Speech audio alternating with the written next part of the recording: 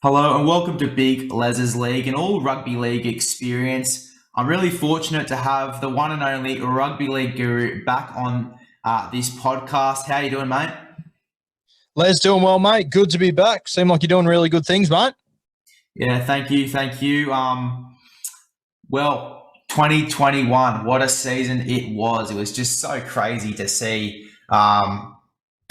You wouldn't really think South Sydney would have been in that grand final with the Penrith Panthers, especially with the Melbourne Storm and all the things they were doing this season.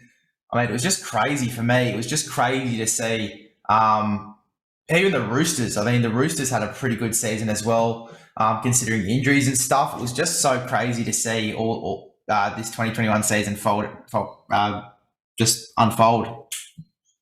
Yeah, for sure. And I think, it showed once again the best coaches in rugby league. They'll always be at the top. And you had rule changes and whatnot. The best coaches adapted the quickest, and no surprise whatsoever.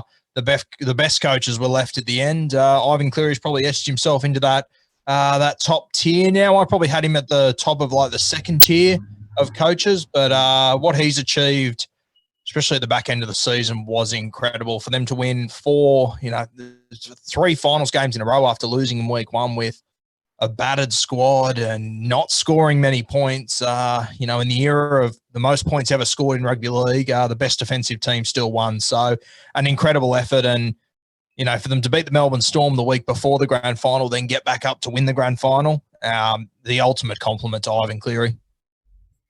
Yeah, no, totally. Penrith were just unbelievable this season, and getting into that grand final, they really, they had that drive from obviously the season beforehand, losing to the Melbourne Storm, coming back, having that drive to win the grand final was just amazing.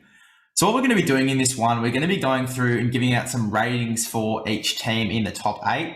We're going to be a little summary of 2021 and then thoughts on 2022. So we're going to go in order of the top eight. We're going to start with the Melbourne Storm. I've given them an A minus. I think they had a really good season, and just some of the things that they've done, they're just doing what Melbourne do and winning consistently. Obviously, that 19 game winning streak as well was just fantastic from them. What are your thoughts on that? Yeah, mate, to see Melbourne do what they did this season, the year after Cameron Smith retires, generally when a champion, let alone, in my opinion, the best player ever retires, teams should struggle. Melbourne arguably got better during the regular season, but it all comes down to what you do in the finals realistically. And for them to put in their worst performance, potentially, like obviously of the season, but probably since the 2018 grand final, for me, it was incredibly disappointing. They were a much better football team than what they showed. I would argue that Melbourne Storm team this year, they're probably second to the Parramatta Eels of 2001 as far as best teams to not win a premiership goes. You mentioned before how crazy South Sydney's season was and Penrith's season was. Mate, to think that this Melbourne Storm team didn't feature in the grand final, that absolutely blew me away. I'd probably A minus maybe, but I'd probably put them in the B category almost, because on the bigger stages, they didn't deliver, and that's probably harsh. But mate, your worth is decided on whether you win or lose on the big stages, and unfortunately, the Melbourne Storm, a very disappointing performance when it mattered. Yeah, no, totally. And to see them lose to teams like the Parramatta Eels as well, like on two occasions this season as well, considering the season that the Parramatta Eels were having, especially at the back end, was just crazy for me to see, especially a team like the Melbourne Storm, who just have such a fantastic roster at the moment. And they've got and talking about the roster, let's talk about the players that are coming in. They've got Nick Meaney from the Bulldogs, Xavier Coates from the Brisbane Broncos, and a little smoky here, Josh King from the Newcastle Knights. And I think it'll be a real fight for that winger spot, obviously, between George Jennings, Nick Meaney, Xavier Coates. I do like Xavier Coates, though. I reckon he's going to be on fire in 2022. And Josh King, I think he's a really solid forward just from what I've seen from him off the bench for the Newcastle Knights. I just love watching all of these guys play, and I think they'll be really good recruits for this Melbourne Storm side. Yeah, for sure. Xavier Coates, he's the obvious one. In a good team, he's going to be an absolute star. Interesting to see if they play him on the wing or if they move him into the centres. Remus Smith obviously played centre last year, but he wasn't signed as a centre. The plan was to have him on the wing, Branko at right centre. Branko was injured all year, essentially. So they sort of had no choice but to move Remus Smith in. And I think the best thing about Remus Smith is that he's great in the air, and they weren't able to use him as much as they wanted to last year. I know that with about 6 weeks to go in the season, the plan was for Branko to come back in and play right centre and for Remus to move out to the wing. Branko, unfortunately, then got injured again, so he just went straight back to Brisbane before the finals even started. So it didn't go quite to plan for them. I thought George Jennings came and did a good job. I know that he had one or two games where defensively he probably got caught out. I know a lot of people bagged him after that game with Parramatta, but fuck, when Micah Sivo's on the way that he was that night, there's not many wingers that are going to be able to compete with him. They were pin-perfect kicks. So I feel a bit sorry for the shit that George Jennings copped this year. I think he's a really solid footballer. But yeah, Xavier Coates, interesting to see where they use him. He could be anything. Nick Meaney's an interesting one. I've never really overly rated Nick Meaney. He came through the juniors with a lot of raps on him. I'm not really sure what position he is. I don't think Nick Meaney knows what position he is. I wouldn't be surprised to see him end up in that 14 role for Melbourne. I probably doubt that he's going to turn into the superstar that everyone's telling me he's going to, but mate, it's hard to back against Craig Bellamy, isn't it? Yeah, no, you definitely can't doubt Craig Bellamy, and I think that next year Storm are just going to be on fire. They're really going to come out and prove to everyone that they are one of the best sides in the comp, if not the best. And look, I mean, talk about guys that are good in the air. Xavier Coates, and I think he'd be too valuable to move into the centres. I think he's a really good quality winger. Nick Meaney as well. He can obviously play in that fullback role as well if they choose to take off Pappenhausen early like they did this year. So yeah, I totally agree with you there. He could definitely play that 14 role, similar to what Nico Hines was playing. I think he'd really suit that as well. And it really depends on how they want to utilise Nick Meaney as well, because they've obviously got Brandon Smith coming off the bench as well. So it is just going to be really interesting. Or unless they have Harry Grant coming off the bench, sorry. It is just going to be really interesting to see how they utilise these guys. Yeah, but you'd have to assume with Finucane leaving that Brandon Smith will probably go into jersey 13. So I'd say there will be a spot on that bench in jersey 14 for a guy like him to come in. And even when they did have Harry Grant on the bench, you got to remember they were carrying Nico Hines on the bench anyway. So I don't think it worries them too much carrying maybe a hooker on the bench and a utility. But personally, I think Harry Grant, he'll be the 9 next year, and you'll see Brandon Smith move into jersey 13, which will free up Nick Meaney to grab 14, in my opinion. Yeah, totally. And Brandon Smith is just so dangerous in that 13 jersey. I think he'll be really good for the Melbourne Storm. Talking about losses now, we've got Addo Carr leaving. We've got Nico Hines obviously going to the Cronulla Sharks along with Dale Finucane. And I think Dale Finucane could be a big loss for them. He's a really good leader in that 13 jersey. Also, Nico Hines, he was playing some exceptional footy for the Melbourne Storm this year. And at one point, we were arguing that he was better than Ryan Pappenhausen when he had that head injury, obviously. And Ryan Pappenhausen just came back and had a cracker of us at the back end of the season. And look, you talk about Nico Hines. I think he will be a big loss as well. Obviously, Addo Carr. But I think Xavier Coates is a great replacement for Addo Carr in terms of the speed factor and the try-scoring ability. Yeah, for me, Dale's the biggest loss by far and away. I think they're going to miss him a lot. If I had to rank their biggest losses in the last 10 years, you'd obviously have the big three at the top, but then I would probably have Dale next, to be honest with you. I think he's going to be massive. He's a true leader down there. Every Melbourne Storm guy that I've had on the podcast has just spoken so highly about him, and even the guys that were at Canterbury when he was there, when he was a younger guy too. I think he's made 5 or 6 grand finals, which, yes, he's been at Melbourne, but he was also at Canterbury for, I think, 3 years, and they made 2 grand finals in that time. So he's just one of those guys. He just sets standards. From what I've gathered, he's one of the hardest trainers rugby league has just about ever seen. The Melbourne boys have a nickname for him down there. It's Chaos. And apparently, I haven't done my research, but apparently Chaos is it's a term for training when your body sort of gets into a danger zone of essentially overtraining yourself and hurting yourself, and they have to constantly pull Dale back from that. So, mate, to lose that sort of a guy is going to be massive. I mean, we look at the Origin series this year. he came in game 3 and Freddie gave him the vice captaincy straight away. He didn't even play in the first 2 games. So, mate, the ultimate compliment to a guy like Dale. I think it's going to be very hard to fill the void that he's left. Ability-wise, they can probably cover it, but just leadership-wise, it's a massive loss. Yeah, totally. And you talk about leaders that could step up. They've obviously got Cameron Munster, who they were speaking highly of as a captain. But just from recent events, you could argue that might not happen. And in terms of leaders at Melbourne Storm at the moment, there's not many, and there won't be many like Dale Finucane, as you talk of, probably the hardest worker at training and just the little things like that. They really form those big leaders. And I think Cronulla are going to really, really benefit from this guy. Even him, with the likes of Cameron McInnes coming in, a bunch of those leaders, a bunch of those older, more experienced heads. I think Cronulla is really going to benefit from that. Yeah, for sure. It's just going to be interesting with Cronulla positional-wise if they've got the guys to be able to put points on the table. They're sort of going in without an established 7. As good as Nico Hines was, we've only seen Nico Hines in a team that was close to unbeatable with superstars all around him. It's going to be a very different story at Cronulla. So a big test for Nico.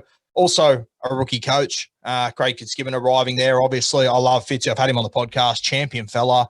But the reality is with Craig Fitzgibbon that he's never been outside of the Roosters system. He arrived there in 2000, I think it was. It's now 2021. He's been in there for 20 years. He's seen a heap of premierships, heap of success.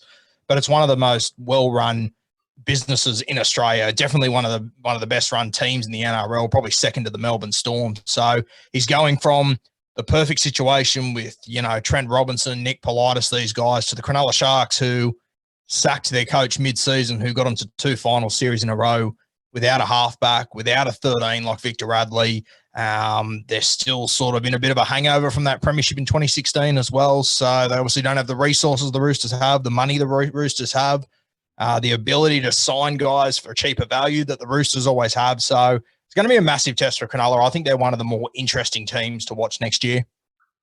I think as well with Cronulla signing-wise, if you've got a leader like Dale Finucane and those guys you talk about, I think it is going to be I think it's going to be a more attractive club for those rookie players coming in the system. They see a guy like Dale Finucane and it is just going to be so, so good for them. Talking about the next team on this list, we've got the Penrith Panthers. Now, I gave them an A rating. Personally, I didn't want to give them an A+, considering they did beat my team in the grand final, but I've given them an A. I really like what the Panthers have done this season, just in terms of coming back from that loss in 2020 and then really playing some of their best footy in 2021. We did see a little stint from them without Nathan Cleary, which was quite scary as well. They didn't look as good as Penrith usually do, but that just shows you how good Nathan Cleary is in that system. Yeah, I mean, the reality is you take the best player out of any team, they're not going to be as good. I don't think that's anything against Penrith. I think you'll find too that a number of those games that Nathan was missing, especially the ones that Isaiah Yeo was out of the side too, they looked terrible without the 2 of them. But as I said, you take the best player of any team, they are going to struggle. I would probably argue, I'd probably give them an A as well. I honestly think the 2021 Panthers on paper, they would probably beat this current Panthers side. But the most impressive thing about the 2021 Panthers is that they had to find new ways to win. Last year, they were blitzing teams. They're scoring points. It's high energy, high celebration. And then the back end of this season, they knew their attack wasn't clicking. And, that's a result of just being exhausted from, climbing the mountain, having to reclimb it again, dealing with state of origin. So they just transitioned their football into a defensive mindset. We're going to kick you into the corners. We're going to umbrella our defense, bury you there. If you get on the front foot, we're going to give away a 6 again. Doesn't worry us. Then we'll be set and we're going to bash you for those first 3 tackles. So completely different styles from this time last year to the team that won the grand final the other night, which is the ultimate compliment to this Panthers team. I've had a lot of people message me and say, they can't win next year. They're going to be too exhausted. And you know what? I almost agree with you, but I didn't think they'd be able to win this year because they'd be exhausted from last year. So it's really hard to doubt this side. Any team with Nathan Cleary in it, they're going to be a serious threat. He looks more dangerous to me now than ever. Now that he's won that premiership, takes a bit of weight off the shoulders, just means he can go out and play footy. If we were 5 or 6 years down the track and he still hadn't won a competition, it'd be a bit worrying for Nathan Cleary to be weighing on his shoulders. Now he's freed up. It sort of reminds me of when Brad Fittler won with the Roosters in 2002. He'd arrived 6 or 7 years before that, the best player in the world.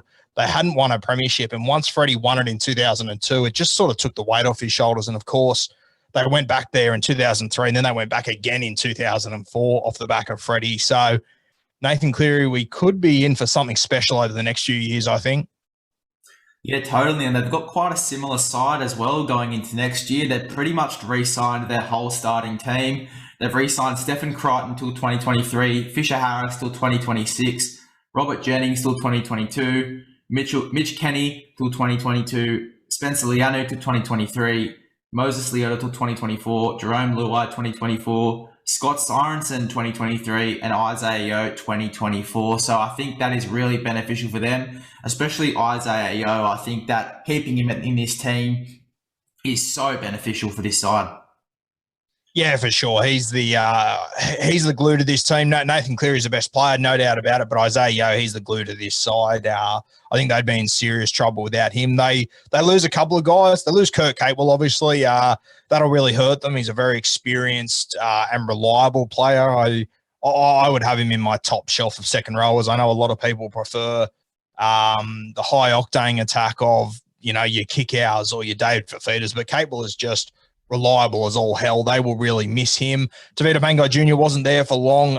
They'll be fine without him. Matt Burton, they're really going to miss, but there's a couple of guys that are coming through their reserve grade that played a few games of footy this year, like Taylor May and these sort of guys that they have just been carving it up in reserve grade. So I have no doubt they'll step up and be okay. Brett Naden, another one that's going to hurt your depth, but I think there's enough young guys in this Panthers team to be able to come in and do a job there. So, yeah, they definitely will be right up there once again.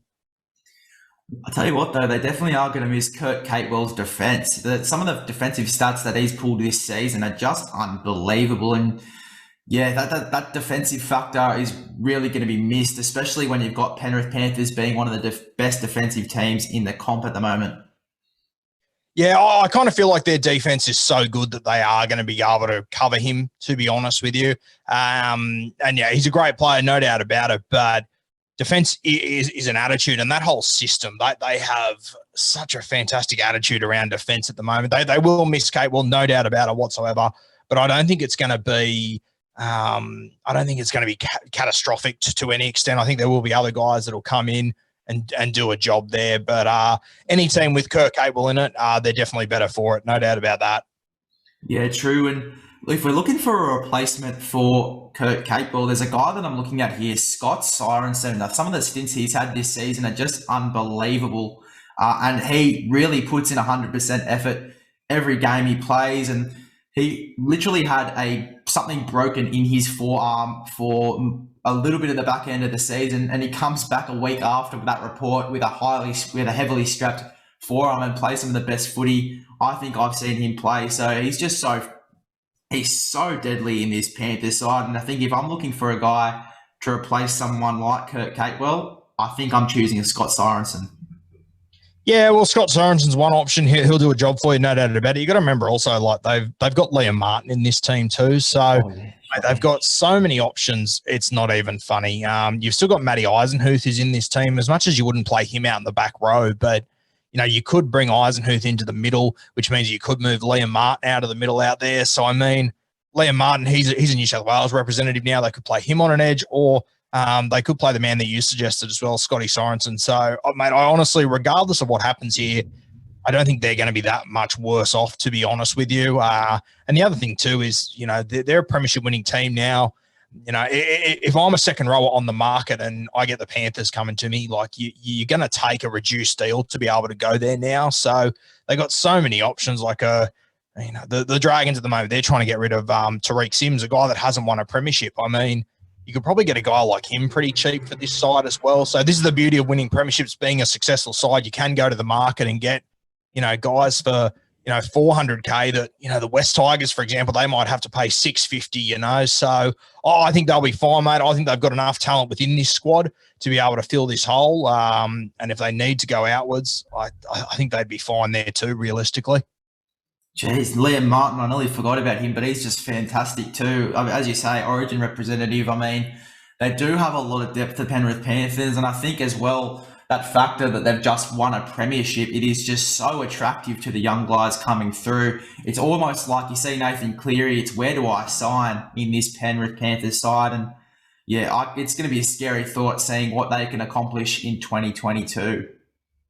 Next team I've got here is the South Sydney Rabbitohs. Now, they had a fantastic season. They had one of the best seasons I think I've seen South have in a while.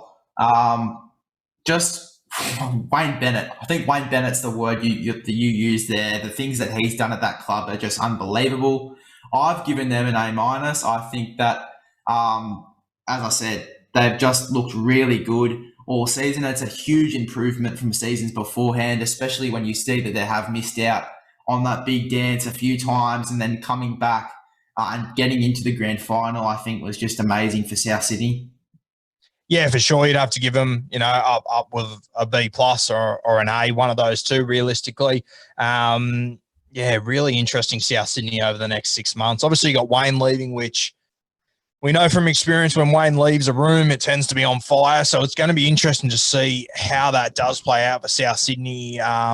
You've also got Adam Reynolds leaving. The combo of losing your 7 and your coach, who's arguably the best coach ever, it's going to be a massive test for them, especially when they don't have someone to walk into both of those shoes. They don't have a 7, and there's not many guys that are of the caliber of Adam Reynolds, of course. So it's no real negative on the guys that'll have to replace him, because it's near impossible to replace Adam Reynolds, but it's going to be a tough gig. And then Andrew Demetriou, I mean, he's a rookie coach coming in off a guy that's had 50 years experience. I often think with guys that follow Wayne Bennett, it's normally the assistant. Everyone says, they've had 2 years to watch him, but it's all good and well. But there would be so many things that Wayne Bennett would just know how to deal with that he probably wouldn't even have time to explain to you, because he's done it 50 times. He just goes about his business. We know Wayne Bennett, if he's got to say something, he'll say it in 3 words. He won't say it in 30. And if you are an assistant coach and you're trying to learn from Wayne, you want him to say those 30 words. You want to take everything in, but he won't. He'll give you 3 words and he'll move on, because he's in the premierships business. He's not in the friends business, realistically, Wayne. So big test. I got to tell you, when I was watching that grand final, every time they flashed up to the coach's box, Wayne's sitting there cool as a cucumber. Demetriou looked like he was having a fit up there. That's a bit of a worry for me. I understand it's a high pressure situation, and I would have been exactly the same. I mean, I coach you. You've seen me and Ross on the sideline. We can barely control ourselves either, but it's all good and well to be like that. But when you're replacing a guy like Wayne, who's so cool, calm, and collected, the players are used to that now. It's going to be really hard to emulate that sort of coaching. And it's sort of like with Wayne, if they play poorly, Wayne can walk into the sheds after and not say anything, and they all go, fuck, we're in trouble. If Demetriou walks in, I mean, he's got to yell and scream for you to get his attention, because he's not Wayne Bennett, So big test for South Sydney. I'm very interested to see how that transition goes next season. Yeah, no, it's just crazy. And you look at the amount of experience both coaches have had, it is going to be such a difference for South Sydney. And they're losing a lot of players as well. They are losing a lot of players and a lot of their depth. You look at the losses they've got: Braden Burns, Joshua Cook, Troy Dargan has been released, which I thought was a bit of a weird one. Dane Gagai obviously going to Newcastle. Patrick Margot recently just signed with the Wigan Warriors. Benji Marshall just retired recently. Adam Reynolds, obviously, the Broncos. Jaden Sewer to the St. George Illawarra Dragons. Those are some big, big losses. And I mean, you look at some of the replays of this season and you look at Cody Walker even, a lot of the plays that Cody Walker was going off, Dane Gagai was involved in, Adam Reynolds was involved in. So it's going to be really interesting to just see Cody Walker. And I think it is going to be really interesting as a whole to see how Souths cope with some of their biggest playmakers exiting the club. Yeah, I mean, without harping on Adam Reynolds once again, you can sit and watch all these highlight reels of Cody Walker this year. 9 times out of 10, the guy creating that space for him is Adam Reynolds. No one's talking about it, though. So it's going to be a big test for Cody Walker, especially off the back of that grand final, how that impacts him. The other guy that stands out for me there is Dane Gagai. I just think in attack and defence, he is criminally underrated in rugby league. I think South Sydney are really, really going to miss him. And then, guys like Josh Cook, Jaden Sewer, Patrick Mago as well. I love Mago. I can't believe he's gone to England. That's blown me away that there aren't teams that could do with him in their side. They're just sort of depth guys that when you have a couple of injuries and when you are a new coach and you're coming in after Wayne, it's all going to be very hard. I have no doubt that at some point they're going to have an injury run where having these sort of guys in the system, it's going to be very hard to fill those gaps. I mean, when when Walker or Adam Reynolds went down this year, you just slotted Benji Marshall in to get a 300 gamer, former Golden Boot winner. He's seen everything to come in. Like, it just makes life so easy that they're not going to have that to fall on next year. If Cody Walker gets injured at some point next year, which I know is unlikely, he's very rarely injured, but he's turning 32 next year. If Walker gets injured at some point, what's going to happen? I mean, it's a lot of teams are in the same boat if they lose their star player, but I just feel like South Sydney, they're in an interesting spot. And the thing about Wayne Bennett, he always gets the very best out of his forwards. It doesn't matter who they are, he'll get the very best out of them. When you look at their forward pack on paper, take out Cam Murray, there's no real out-and-out superstars. They haven't got one of the best front rowers. They haven't got the two best edge-back rowers in rugby league. It's going to be a big test to see what Demetrio can get out of them because you're coming off the high of a grand final. Everyone's going to be gassed. Wayne Bennett's left. New voice, very different voice. Sort of starting to repeat myself here a little bit, but I think that's the big question out of South Sydney. How are they going to recover from losing Wayne and Adam Reynolds, obviously? Yeah, totally. And you look at how Wayne Bennett's got the best out of his forwards. You've seen it this year. You've seen Mark Nichols have a huge season. You've seen Cameron Murray have one of the best seasons I think he's had in a while. You've seen guys even like Patrick Margot just coming off the bench and having one of the biggest impacts for South Sydney. And it is just going to be so difficult to recover from losing a guy like Wayne Bennett and having a guy like Demetrio come in. And that's the big question. Do the boys trust him? Do the boys, if the boys are looking for someone to listen to in the sheds, is that guy Demetrio? Is that guy, or is it one of the more experienced guys in the sheds? And you just don't know. In terms of if Cody Walker gets injured or just in terms of the squad next year, there's one guy I'm looking at, and I've seen him a bit of in SG ball, and he's been really, really effective. And just re-signed too from the South Sydney Rabbitohs, and that's Lachlan Ilias. I've seen him play with Blake Taff, and you talk about how Adam Reynolds was playing off the back of a guy like, how Cody Walker was playing off Adam Reynolds. Blake Taff was playing a lot off Lachlan Ilias as well. So I think Lachlan Ilias would suit Cody Walker quite well if they did bring him in maybe halfway through the year, or just slowly blooded him into the game, maybe bring him off the bench as a 14. I think Lachlan Ilias would be quite effective as well. But Blake Taff, there's a lot of weight on his shoulders come next season with the exit of Adam Reynolds. They've obviously said that he will be that halfback next year. And as I said, a lot of weight on his shoulders. Have they said that he will be the halfback? They've said that he is the most likely to be the halfback. Yeah, no, it'll be interesting, mate. I really like Ilias as well, but he's obviously young. He's very raw. It's going to be tough to blood him. I imagine that they are going to be on the back foot at some point. It's a hard moment to bring a new halfback into the system. And yeah, Blake Taff has done really well, but he has been playing out the back of Walker and of Adam Reynolds. I love him. I think he's a good footballer, but moving into that 7 jersey, it's going to be tough. And, it's going to be the exact same situation with Wayne Bennett. As I said, there's going to be a million things that Wayne Bennett does as a coach that you probably don't realise he's doing until you're in the job. Mate, whoever wears that 7 jersey, there's going to be a million things that Adam Reynolds had on his plate that no one ever would have even noticed that he was doing, whether it's pulling forwards to certain spots, getting them to certain areas, getting play the balls in a certain spot, where he puts kicks. There's a million things that would be on Adam Reynolds on his checkbook every single game that he's probably never even, it's just second nature to him as an experienced halfback that they are going to learn the hard way. And geez, if you're a young halfback with Cody Walker outside you and Cody Walker doesn't get the ball when he wants it, fuck, you're in for a spray. it'd rattle me from time to time. And we know that Cody Walker is a competitor. He doesn't like losing if they are on the back foot. It could be very interesting times at South Sydney.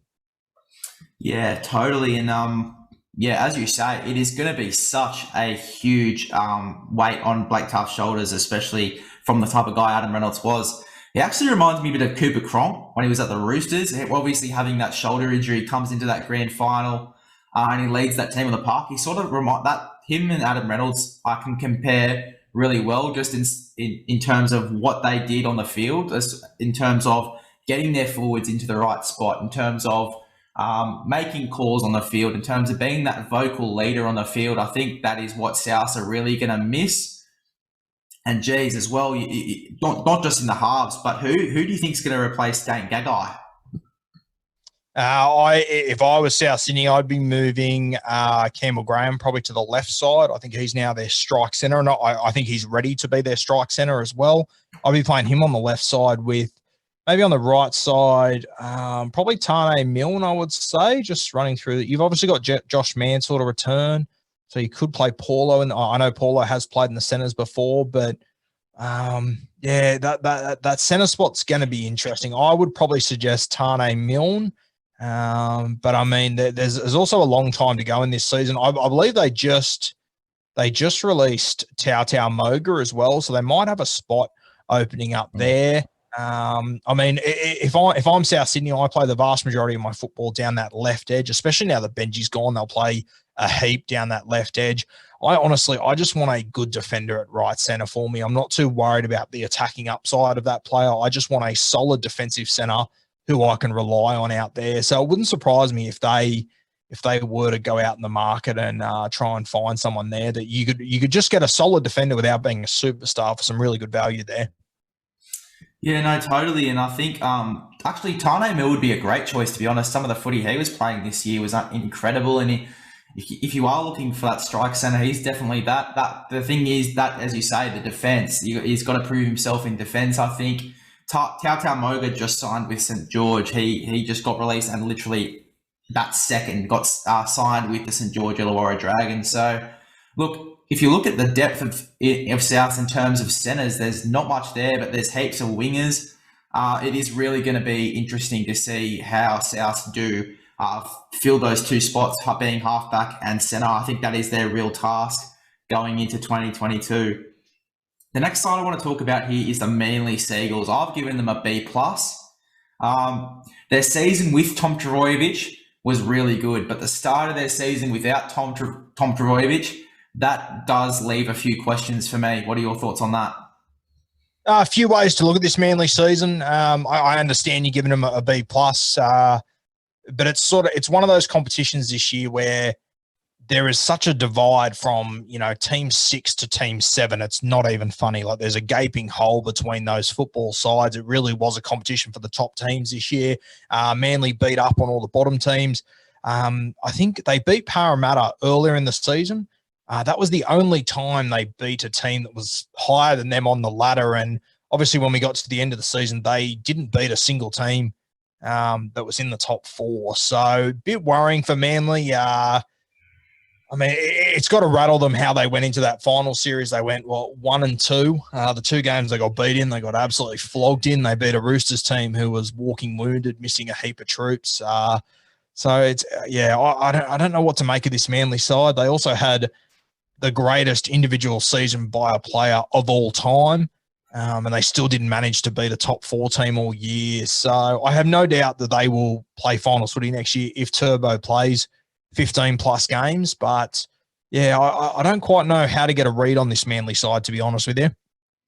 Yeah, well, look, it could be a similar season from them next season, and as you say, that is if Tom Trbojevic plays some of his best footy, which he definitely did, and he was definitely the best player in the comp this season. Even with Nathan Cleary, I think that Tom Trbojevic definitely gets the best player in the comp this season. They've got Ethan Bullimore coming into the club, which I personally really like. I think just watching him at Brisbane, he's actually what you want in a modern day side, that not as big forward, but more versatile and a bit more speed in a front rower. I think that'll really suit Manly really well. especially because when they're on the front foot, it is just such a high-paced game for the Manly Seagulls. And I think Ethan Bullimore would definitely suit them really well.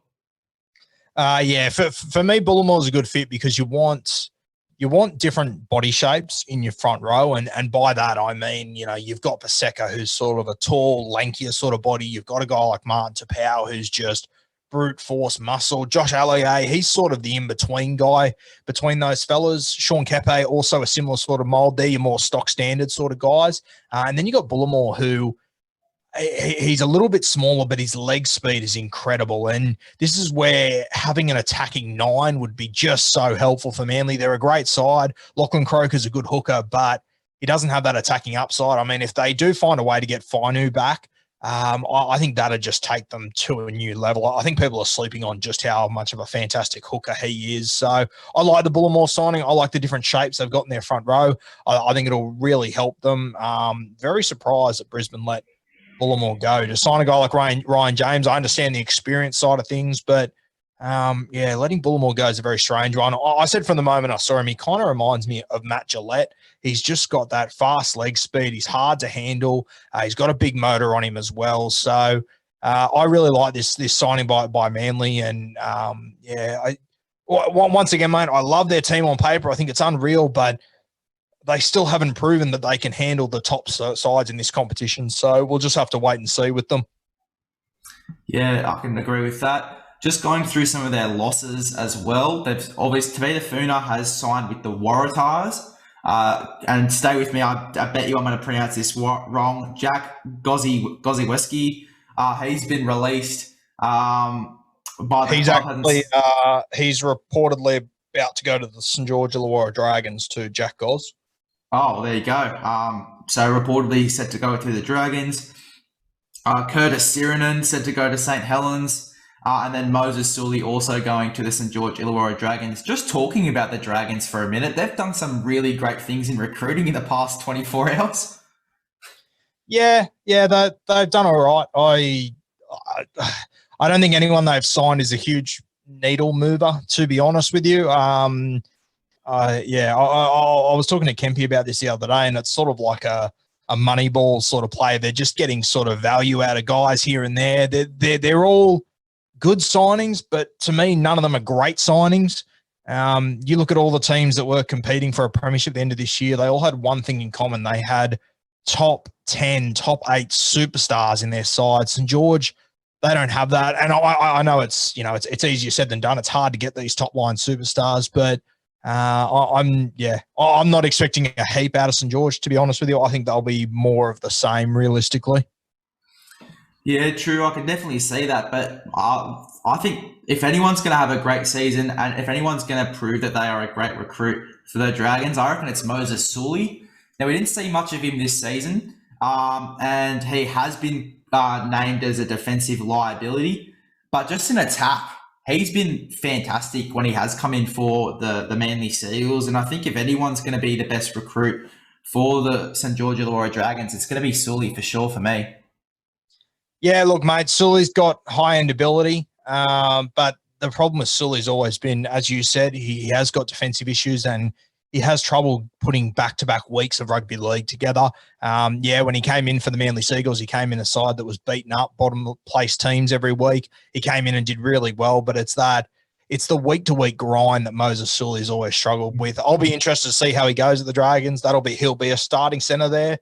That'll be week-to-week grind of the NRL in a team that probably isn't going to be doing anywhere near as well as the Manly Seagulls were when he came in this year. He's a guy that, from off the top of my head, I think he's been at 4 clubs in the last 5 years, Moses Sully. So that doesn't accidentally happen in rugby league. So a really interesting one to watch. He has got that ability that you speak of, but I got to tell you, I'm not overly convinced that the Dragons are the team to get the best out of him. Yeah, fair enough, I guess. But look, he's definitely going to be one to watch for that 2022 season, in my opinion. Just looking at the players that the Manly Seagulls have re-signed, linking it back to the Manly Seagulls, they've pretty much re-signed most of their team. They've re-signed Morgan Boyle until 2022, Lachlan Croker until 2023, which is a great signing for them because he is such a fantastic hooker. Kieran Foran until 2022. Ruben Garrick until 2023, Morgan Harper till 2023, Sean Kepi till 2024, Hamole Olakawatu till 2024, Brad Parker 2023, Josh Schuster 2024, Toa Fofa Sipley, sorry if I pronounced that wrong, 2023, and George Tafua 2022. Now, the interesting ones here for me would be George Tafua getting signed for a 1-year deal when this year he wasn't playing really that much first grade. And then also Kieran Foran. Why? If I were the Manly Seagulls, I'd be signing him on a bit of a bigger deal. I understand them signing to Tafua. I understand he didn't play much this year, but their two wingers were playing great footy, and neither of them really missed any football either. So there really wasn't an opportunity for George there, though. But if you can get George on a good deal and he's, a depth outside back to have, like, good God, you could do so much worse than to have him in your system. I know he's also a very, very popular guy. He's one of those locker room guys over there, especially the Polynesian boys absolutely love George. So I understand that one. And Foran, you could sign him on a bigger deal. I mean, how old's Kieran Foran now? We're talking 31, 32. I'm just looking it up now. I mean, I would probably go year for year with Kieran Foran, realistically. I'm a fan of him. But, I mean, he put together last season without an injury, which was great, but it's his first one in X amount of years. So signing him to a long-term deal, he turns 32 next year. So, I mean, if you were to sign him for more than one, if you were to sign him for 3, all of a sudden he's 34, 35 when he's finished. So I understand this, especially when they've got a guy like Josh Schuster. I think he'll be the 6th eventually. They've also got Cade Cust in the system too. So personally, this is probably what I would have done with Foran, to be honest with you. Yeah, totally. I can definitely understand that now. I do like the re-signing of Ruben Garrick. Now, if there's one signing that I really like out of this Manly side, it is Ruben Garrick. The season he put together for the Manly Seagulls, it is just so underrated. Not only did he break those records, but just watching those little stints, the little things that he does right for that team, he can be that X-factor winger, but he can also be that really fantastic winger, and he does all the little things right for this Manly side. Yeah, he's a solid player, Ruben Garrick. I'd like to know how much they've signed him for, to be honest with you. The thing about Manly that I think makes them struggle against these top teams is, you've got Ruben Garrick, you've got who's the other winger? Saab. You got these two guys that are great finishers. They're both quick. They've got a great skill set, but it's when they're coming out of their own end that they struggle because they're big, tall bodies. You can get under them. You can push them back. Whereas, you compare them to a Brian Toto, for example, like, he's given away a bit of height, but he always pushes for another 4 or 5 post-contact meters coming out of his own end. That's where I think when Manly come up against these top teams, they have a plan in place where if you put the ball high enough and you get your wingers to catch it standing still, you can bury them, you can umbrella your defense, and there's not a guy coming out of the end that's going to really worry you outside of Turbo. But if you put Turbo in to have 10 hit-ups coming off his own 10-meter line, you're going to take a lot out of their game. That's my only worry with those two wingers. We mentioned George Tafua before. He's more of that guy that's more dangerous coming out of his own end. He generates more meters. It's obviously pros and cons. It's an attacking style of rugby league at the moment. But when you come up against those top teams, that's the weakness that I sort of see with Manly, that if you can bury them in their own end, they really struggle to come out of their own end because they've got these big, upright, lanky bodies that when you get gang tackles on them, which is what happens coming out of your own end, you can push them back quite often. And it just makes it hard to get on the front foot. Yeah, no, totally agreed there. Another signing, and I want to get your thoughts on this because this guy has been rated by guys like Matthew Johns and plenty of other guys as well. And he's just been fantastic for the Manly Seagulls, whether it's off the bench or starting. It's Sean Kepi. Now, I do like this guy as a front rower. I reckon he's really solid for that Manly side, and I do see him starting next season. Yeah, I really like Sean Kepi. I remember watching him probably 18 months ago, and I actually didn't think he was that much chop. I think he's really improved this year. As soon as he's come into first grade, he's just improved week on week. He has played in the middle a little bit. He's played out on the edge too. When I first saw him in first grade, he was playing on the edge, out on the left side. He looked really, really strong there. But with Schuster and Olakawatu, I think you shift him into the middle. Whether he starts or not, I'm not sure. But I think with this Manly side, as I said, they've got so many different shapes in their forward pack that I don't think you have week-to-week starters. You can sort of rotate them as the season goes. So at some point, I would have Kepi starting, but I wouldn't have him as a starting front rower every single week. But I probably wouldn't have any of these guys as starting front rowers every week. I'd sort of rotate them. That's the beauty of this Manly side, that through their forward pack and their front row, they've just got so much depth and so many guys that are hard to handle. They can all offload. They've all got some subtle footwork at the line as well. So Kepi, I'm a big fan of him. Yeah, I think he's in for a really good couple of years there. Yeah, and look, just to sum up this Manly side, while all of these guys are really, really talented footballers, the how far this Manly side goes just depends on the injury run of Tom Trbojevic, in my opinion. If Tom Trbojevic is sweet, then the further this Manly side goes for me. The next side on this list, I've got the Sydney Roosters. Now, God, I've given them a B here, but you could definitely give them an A just for the season that they've had. Obviously, with more than 50% of their squad injured, suspended, Tedesco's really taken a hold of this side, and I think I do also want to give credit to Trent Robinson as well. Both Robinson and Tedesco have really taken this side, and Tedesco with his no excuses mentality, they've both taken this side and they've taken them to the top 8, which is probably not what any of us would have predicted for the Sydney Roosters in this season. Yeah, not what we would have predicted. I mean, that list, I'm sure you'll read it out in a second, but any team where you're missing Cordner, Friend, and the 2 Morris brothers, they're obviously missing Luke Keary from that as well. Lindsay Collins was another one they had out, who I just thought his season last year was incredible. He was one of the main reasons why Queensland won that Origin series for me. It was the emergence of another middle like him that when I looked at the Queensland Maroons before the series started, he didn't stand out to me as a guy that was going to have impact, but he really did. He was sensational. Full credit to Trent Robinson, mate. He's shown once again why he is one of, if not the premier coach in our game. It's all good and well to take a team full of superstars and do well with them, but to show that he can take a group of a heap of reserve graders, a spine lacking a heap of experience outside James Tedesco. I mean, the 5'8", what's his name? Name escapes me. Lachlan Lamb, are you talking about? Maybe younger? Not Lamb, the other one. He played 5'8" for the vast. I can't remember his name. Drew Hutchinson, that's his name. Drew Hutchinson. He's a guy that, he's been at the Dragons for the last couple of years, and mate, I 18 months ago, if you would have said to me, is Drew Hutchinson still going to be playing rugby league in 18 months? I would have said maybe in England at best. For him to be the 5'8" for the Chooks, I mean, he's going to give Trent Robinson some serious headaches heading into next season, whether he starts with Sam Walker or not, because Drew Hutchinson was sensational. Left foot kicking game is just so dangerous. You got Sam Walker, who's young.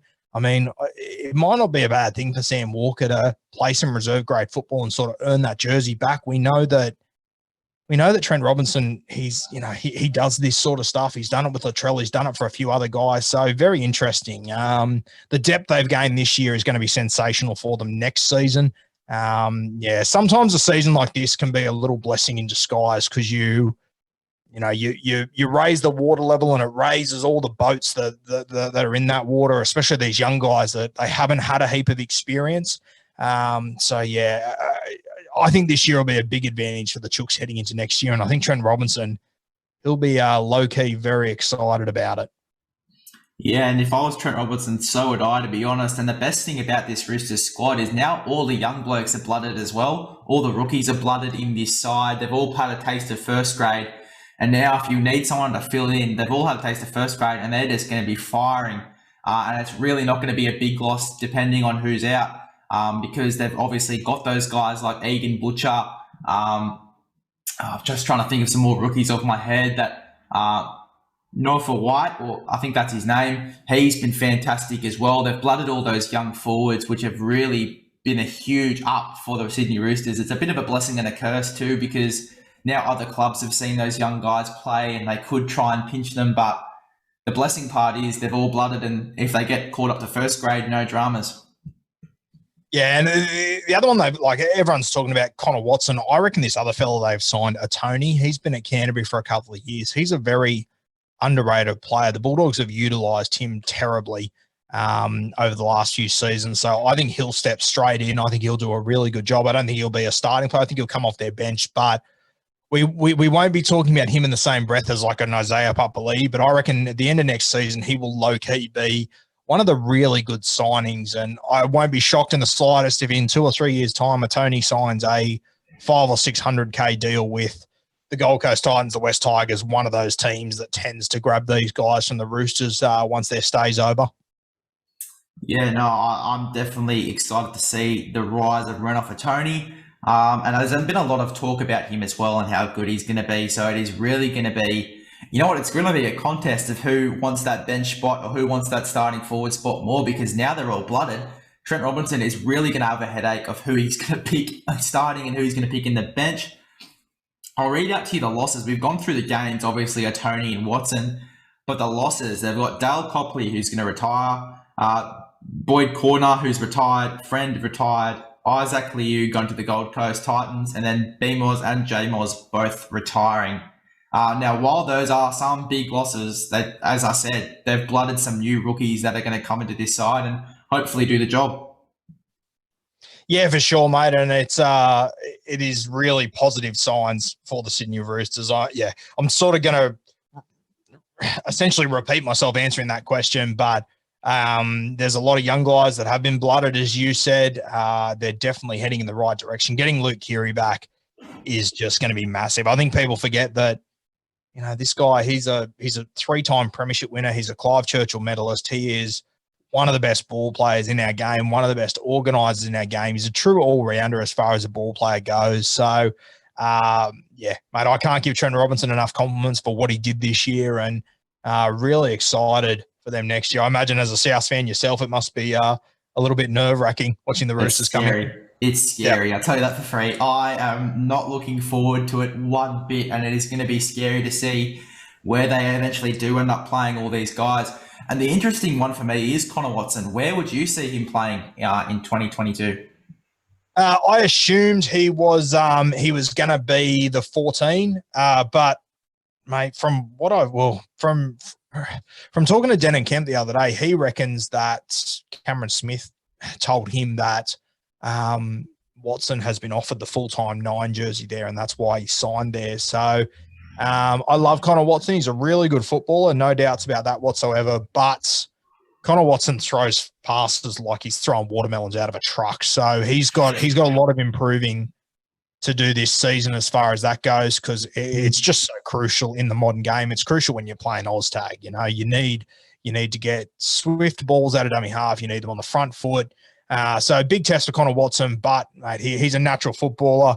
He's got all the talent in the world, and if they can turn him into an established 9, it could be anything. Worst case scenario, he plays 14.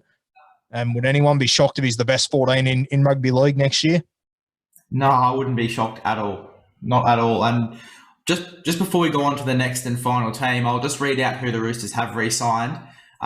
So Fletcher Baker for 2023, Egan Butcher 2023, Nat Butcher 2024, Lindsay Collins 2026, Angus Crichton 2022, Drew Hutchinson 2023, Billy Smith 2023, Daniel Tupou 2023, Satili Tupanua 2024, Sam Verrills 2024, Sam Walker 2023, and Nwofu White for 2024. So those are some big signings there for the Sydney Roosters.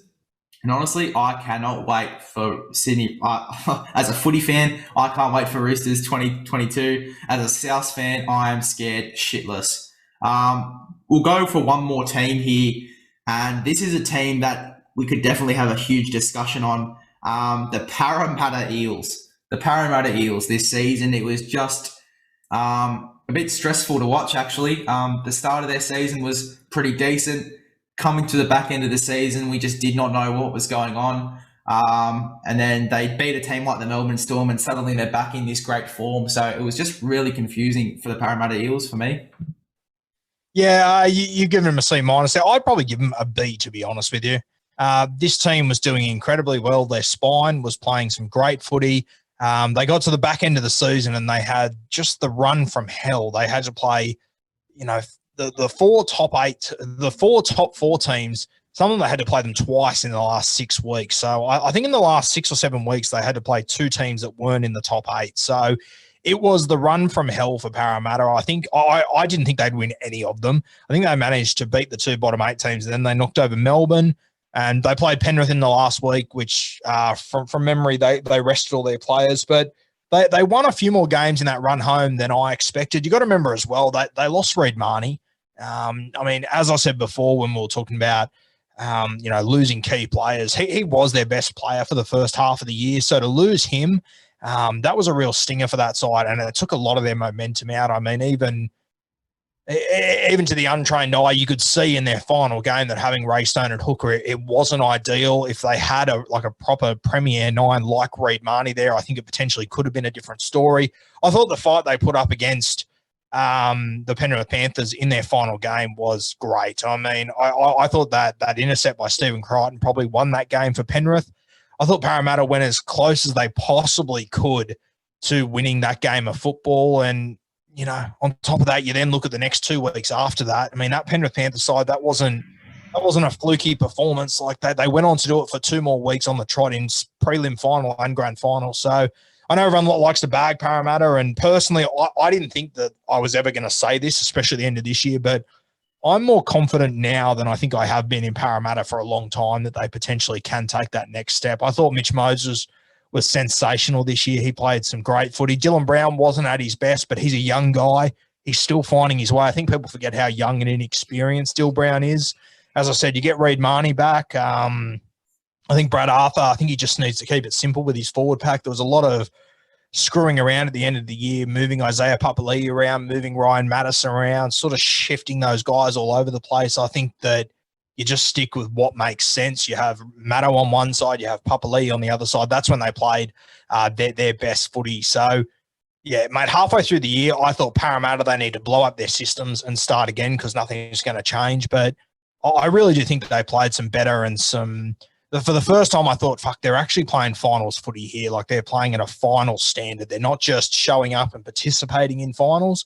Yeah, mate, I really like the direction that Parramatta's heading at the moment. I mean, if they would have beaten Penrith and then they took on the Melbourne Storm the week after, I mean, seeing how the Melbourne Storm performed and how Parramatta played better against Penrith than what the Melbourne Storm played against Penrith. And Parramatta had already beaten them twice during the regular season. So I think they are heading in the right direction, to be honest with you. Yeah, I can sort of see that argument. I think that Parramatta need to have one of the biggest off seasons that they've had in a while as well, and just get prepared. Really, just get prepared for the season that is to come. Just looking at some losses, they haven't got any gains as of yet, but some losses for the club, the Parramatta Eels. They got Blake Ferguson obviously being released, and his future is up in the air. Just we don't know where he's going to go. A young rookie called Samuel Hughes has been released. Joey Lussix has gone back to St. Helens, and Michael Oldfield has been released as well. And geez, but Blake Ferguson, I mean, I probably wouldn't have been letting this guy go, but then again, blooding that guy like Hayes Dunster and seeing the things that Hayes Dunster has done, I think has been really beneficial for the club as well. And getting those young blokes in will be really good for them as well. Yeah, as much as they haven't signed anyone, I don't think they've lost anyone that's really going to hurt them, to be honest with you. I don't think Blake Ferguson's the same footballer he was a couple of years ago.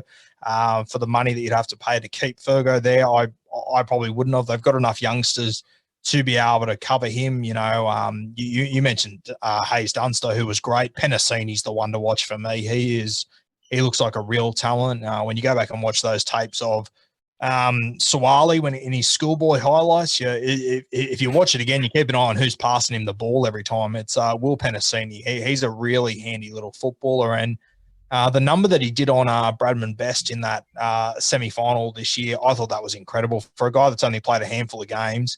to do what he's doing. Very, very impressive, Penasini. So I like the direction Parramatta's heading, to be honest with you, mate. Considering Dylan Brown didn't play anywhere near his best footy, if they can get him back to where he was the year before last, mate, that team, they're going to give it a real crack, I think. Yeah, totally. But this is the thing, right? They've obviously got Opacek coming back from injury as well. He's also been re-signed for another year. Would you play Penasini in the centres and move either Opacek or Wonga Blake to the wing, or would you move Penasini to the wing? Without thinking about how their whole team structure would be, I'd probably start with Opacek, to be honest with you, a little bit more experience, a little bit more stable. I'd probably still, ease Penasini into first grade. Yes, he came in last year and played well, but the second year is always harder than the first year. The first year is exciting. It's a thrill to be there. The second year is that proper week-to-week grind with more expectations on you now. So it will be harder in their second year. I think having a guy like Opacek, I think people forget just how well Opacek played all season. He then had the tragic event of his brother passing away. There was a lot going on in his life at the back end of that season, and these young kids were able to come in and do a really good job, but I think Opacek did enough all season to be able to hold on to that spot. He's defensively, he was fantastic. He doesn't have the high-end attacking upside that some of these young guys do, but he's just not going to let you down. So I'd be starting with him. And then I think by the end of the season, you'll see Penasini come in at centre or potentially on the wing, depending on how it plays out. But I'd probably have Hayes Dunster starting on one wing. Then what you'd have Siva on the other side, Wonga Blake in the centres, and then, I'd probably have Opacek in the centres with him as well. Yeah, well, there you go. I mean, it is just going to be such a. I don't know. I don't think I can really predict how Parramatta are going to go next season. It is just all how they really deal with this off season. Just some players that they have re-signed as well. I'll go through this really quickly. Bryce Cartwright, 2023. Hayes Dunster, 2022. Keegan Hibgrade, 2022. Ryan Madison, 2022. Mitch Moses, 2024. Opacek, 2022. Will Penasini, 2023. Micah Sebo, 2023. Ray Stone, 2022. So mostly short-term deals, but still good to re-sign these young blokes, I reckon. Oh, for sure. There's a heap of talent there, and I think that's going to be the way to do it moving forward. They are shorter deals, and essentially what this means is that, these guys, they're playing for a contract next year now. It's actually really good timing, in my opinion. You get a young guy like Hayes Dunster, to get Maddo, Opacek, these guys, Ray Stone, that, they're going out every week next week trying to prove either the Parramatta or another team that they deserve a contract next year in the NRL. So it's backs against the wall for a lot of these guys. Mitch Moses is the big one there, keeping him until 2024. That's huge for Parramatta. I know people will bag Moses and whatever, but he's a quality footballer. And if they didn't have Mitch Moses, I mean, there's not many halfbacks that are better than Mitch Moses. I know everyone wants to act like he's shit or whatever, but he's not. He's a quality footballer, and good halfbacks are really hard to get. Parramatta, they do have one. Is he the best one? No, but I mean, he's probably the fourth or fifth best one realistically, which is when you consider that there's 16 teams that need a halfback. Soon there's going to be 17 teams that need a halfback. To have the fourth or fifth one, I mean, you could do much worse. Well, I just can't believe that he was bagged after Origin after playing with a broken back. Like, that is crazy. And he played pretty good for a guy with a broken back, in my opinion. Another guy I want to talk about here as well. And look, tell me if I'm wrong, but this is just my thoughts. I thought Dylan Brown actually had a really good season. I think his defense really stood out for me. Yeah, mate, he's always been a really solid defensive player, and especially the scramble defense that he has always been great from Dylan Brown. But you probably do need more attacking upside, especially when you have got a guy like Mitch Moses who's playing the way that he's playing. He's freeing up opportunities for Dylan Brown. So he had a good season. I wouldn't say he had a great season, though, but that's the reality of young footballers. As I said, the second and third year are always harder than the first year. I mean, we all thought that Dylan Brown was the next big thing, which I still think he is, to be honest with you. But when you come into that second and third year, you got the week-to-week grind, the week-to-week pressure of first grade. It's harder to do than that first season. So I think they're heading in the right direction, Parramatta, mate. I'm looking forward to seeing them next season and looking forward to seeing them play finals footy next year. Yeah, totally. And look, as I said before, It is just going to have to be a big off season for them, and really it is a competition of who wants the jersey more, who wants that starting jersey more realistically, and as you said, who wants the contract with Parramatta or another club in seasons to come. Well, that is your little preview into next season, guys. I really hope you enjoyed that one. We did the best teams in the top 8. Thanks, Guru, for hopping on. Really appreciate it. No, thank you, mate. Thanks for having me. I'll make sure I share it on my platform and everything, and keep doing what you're doing, mate. You're doing a good job. Cheers. Thanks, Nath.